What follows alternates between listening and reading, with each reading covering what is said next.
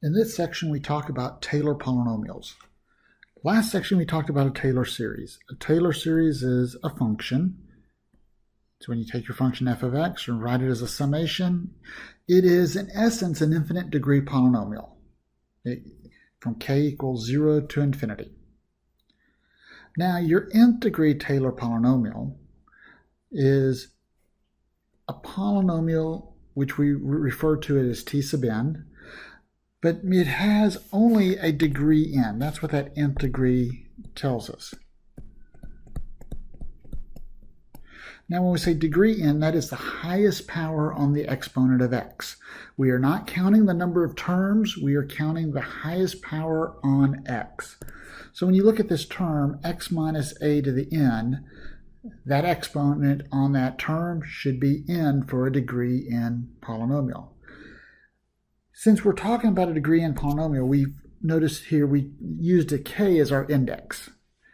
Now, you've seen Taylor polynomials already.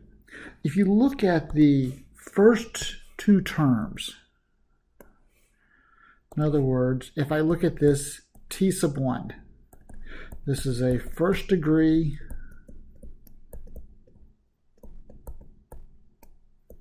Taylor polynomial. In those first two terms, you see f of a plus f prime of a x minus a. And in Cal 1, this first degree polynomial is how we found the equation of the tangent line.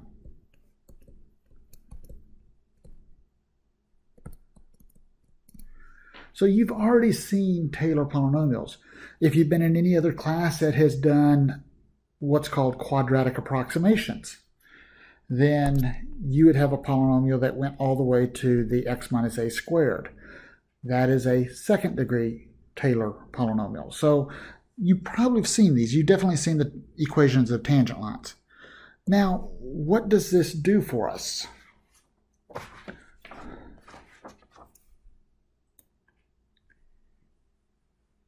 So here we have a function, f of x equals 10 over x squared plus 25. And I've graphed this function. This is my function f of x. It is the red graph. And I've graphed the four Taylor polynomials, t sub 0, 2, 4, and 6. Now in our picture here, this is t sub 0. This is t sub 2, t sub 4, and t sub 6. Now you'll notice that in this picture here, there is a section where all of these, except for t sub 0 of course, the other three look like they just sort of lie on top of our original function f of x. And if you can sort of see that the bigger the Taylor polynomial is, in other words going up to degree 6, the more it tends to lie along our function f of x. And we can illustrate this with technology a lot better than just a static graph here. So here I have a picture using Desmos, and I am graphing our function. There is our 10 over x squared plus 25. And then I graph the t sub 0, and that is basically our tangent line at 0. If I increase it to t sub 2, I get to there, a little more. There's t sub 3. Oops, let's get t sub 4 here. There's t sub 4. And I'll just have the computer do this. And as we get higher powers, notice that you are getting a longer interval where it looks like our Taylor polynomial is matching up to our function. That's what Taylor polynomials do. It says there's an interval where that polynomial's pretty much equivalent, not exactly the same, as that function. So it's a way of approximating a function that might be difficult to approximate with a regular old polynomial. Now the last example was a rational function. That's easy to evaluate. But if I take something a little more complicated, natural log of x, without a calculator, most of y'all would not be able to compute it out. And so we'd have to look at this and say, okay, if I look at the Taylor polynomial degree 1, degree 2, degree 3, and so I actually have a fourth degree Taylor polynomial. A fourth degree Taylor polynomial would be fairly accurate. Now this is all centered around x equals 2 for this picture, and so things close to 2 I could evaluate with that Taylor polynomial and give a good approximation of natural log of 2. That is the idea behind these Taylor polynomials. They allow you to approximate something that is a little more complicated. Now let's actually construct the Taylor polynomials. The nice thing about Taylor polynomials is that you really don't care about the entire series. You only want to a certain point. And so if you look at your power series, your Taylor series, it's always C0 plus C1 x minus a plus C2 x minus a squared plus C3 x minus a cubed, and it would keep going. So if you recognize that you're going to do a Taylor polynomial of a certain degree, then you only care about those derivatives. So in this problem, I realize the highest power I need is degree 3. So I look at my function and say, okay, my function was x e to the x. And so I want 3 derivatives. Okay, I don't have to care if I find a pattern to this or not. So derivative of x is 1, write down the e to the x, plus x, derivative of e to the x is e to the x. So this is, if you clean this up, this is 1 plus x, e to the x. Take a second derivative. Derivative of 1 plus x is 1, write down the e to the x. My 1 plus x, write down the e to the x. If I clean this up, this is now 2 plus x e to the x. And my third derivative is easy to do also.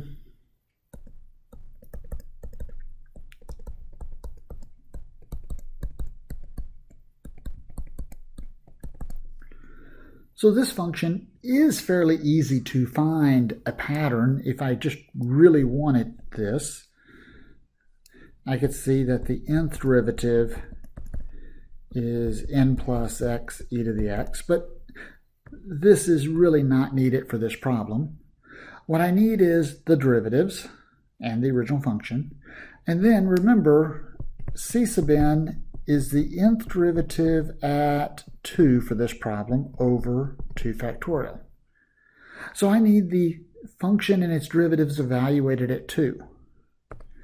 And so now I need to find f of 2, f prime of 2. F of 2 is 2e to the e squared.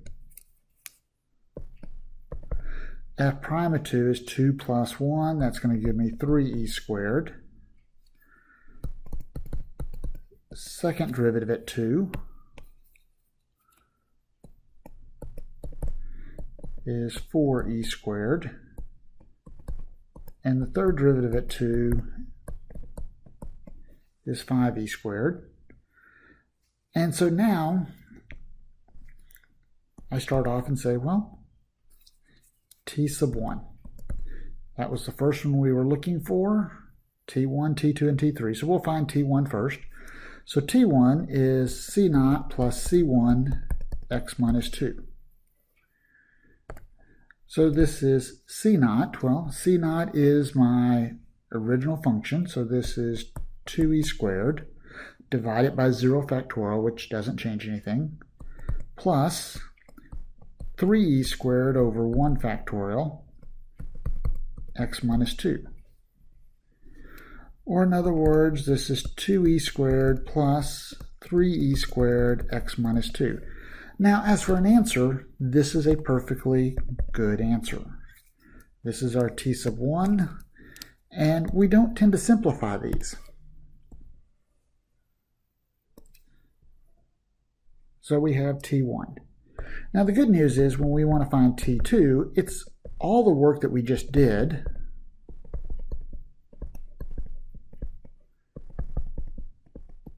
with the next term. So t2 is going to give me 2e squared plus 3e squared x minus 2, and then plus the second derivative at 2, which we'll scroll back up here. Our second derivative at 2 is 4e squared. And so this is 4e squared divided by 2 factorial x minus 2 squared.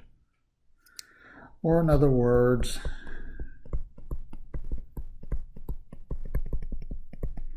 two factorial is 2, so this is going to give me a plus 2e squared x minus 2 squared.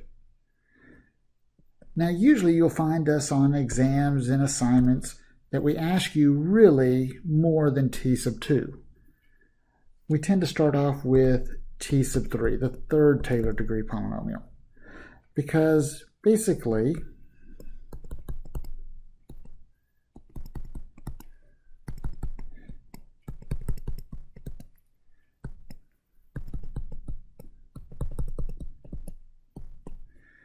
that third constant really shows if you know the process. Remember, C3 is going to be the third derivative at 2 divided by 3 factorial. Everything up to here, the factorials have been rather trivial. Divide by 0 factorial, it's 1. 1 factorial is 1. 2 factorial is 2. But your 3 factorial is 6. So we see that this is going to give me a 2e squared plus 2e squared x minus 2. Nope, I wrote the wrong number here. Let's come back here and correct that. That should be a 3e squared here. And then plus 2e squared x minus 2 squared. And then our third derivative is the 5e squared. So 5e squared divided by 3 factorial x minus 2 cubed. Notice we don't ever FOIL out any of these things, so don't try to do that. It does not make your life any easier. We like the format it's written in.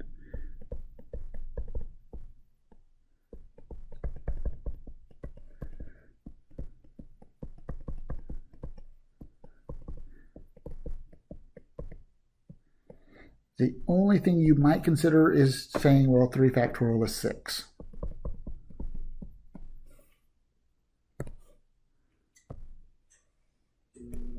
And so that is t sub 3.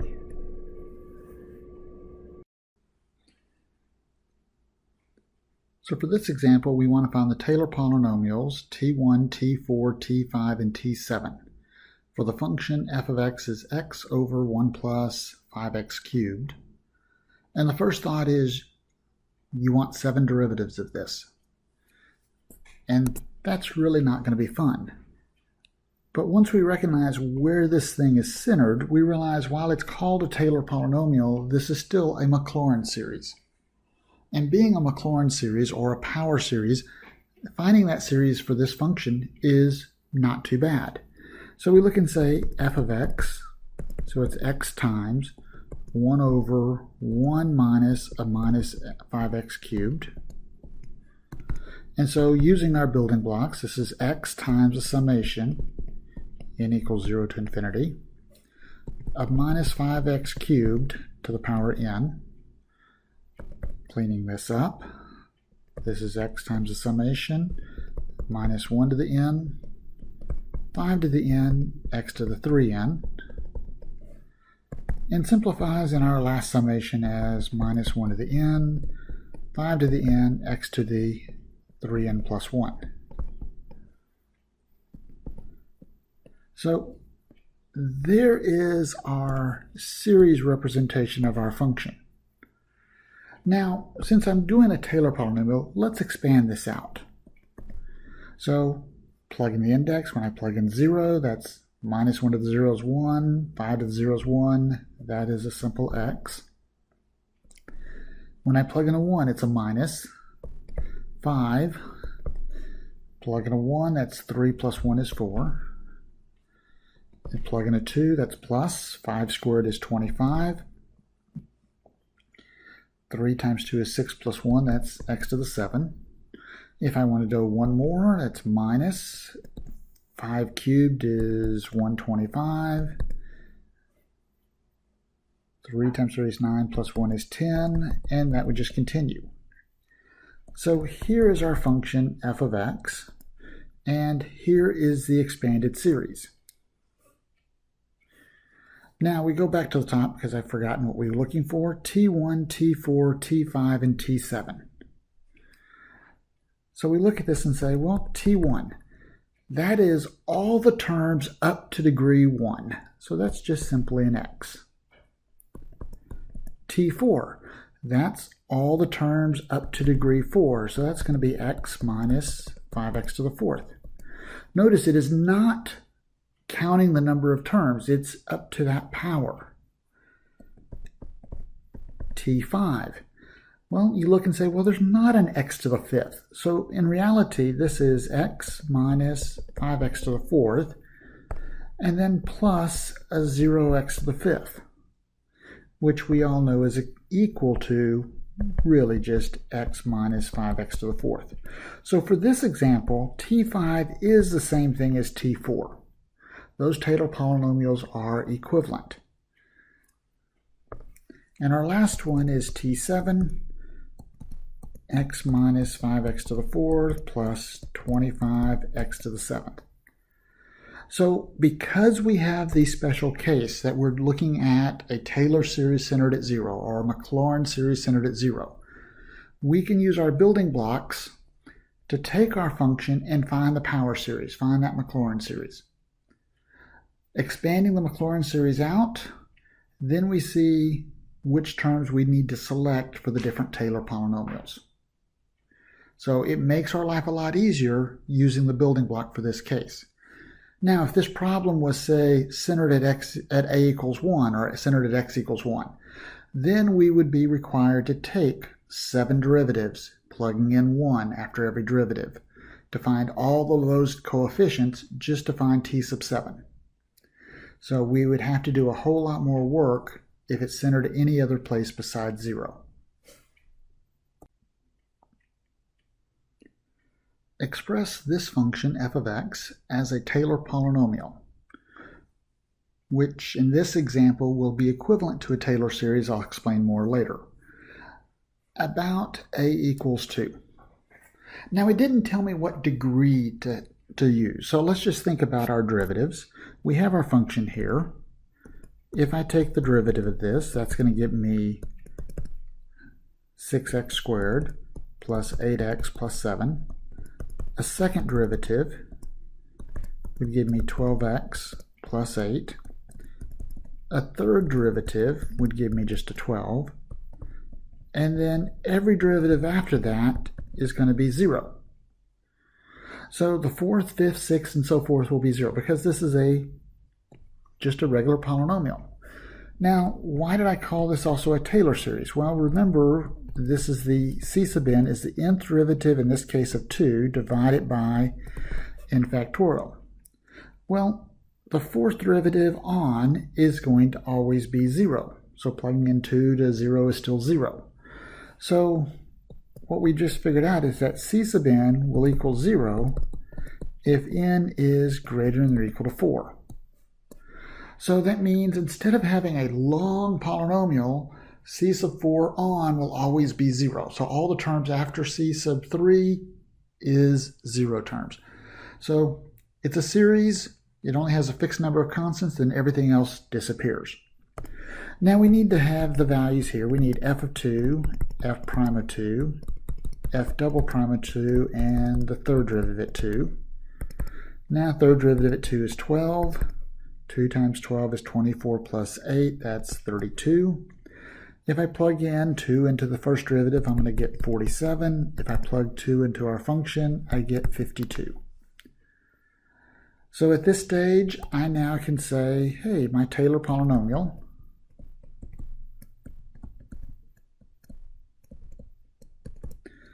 it's going to be 52 plus 42 divided by 1 factorial x minus 2, plus 32 divided by 2 factorial, x minus 2 squared, plus 12 divided by 3 factorial, x minus 2 cubed.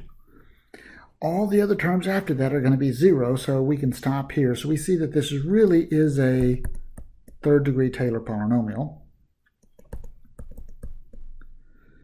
And with a little bit of rewriting, 52 plus 42 x minus 2, 32 divided by 2 factorial, that's 32 divided by 2 is 16, and 12 divided by 6 is 2.